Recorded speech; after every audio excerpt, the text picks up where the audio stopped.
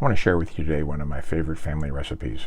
It's called poor man's cake, or also known as depression cake.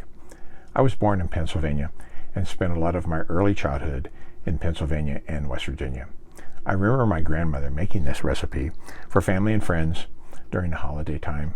Ended up getting passed on to my mother, and then I ended up getting a copy of it. I'd like to show you how easy it is to make this simple recipe.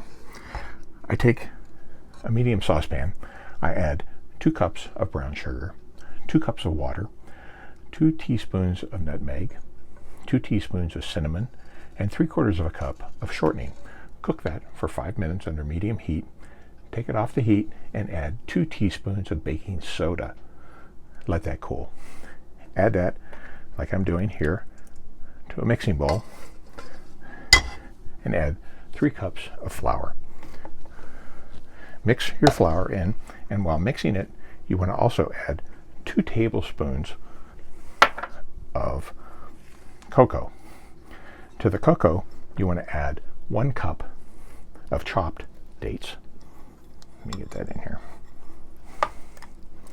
Mixing that well, and along with the dates, you want to add half a cup of raisins and half a cup of nuts. Mix that well, and then after it's all mixed up really good, I'm going to put that into 2 loaf pans. Now I've only got room for 1 loaf pan. We'll just mix that here, pour that in, 1 loaf pan, real nice, and put it in for a 350-degree oven for 30 minutes or until the toothpick test comes out clean.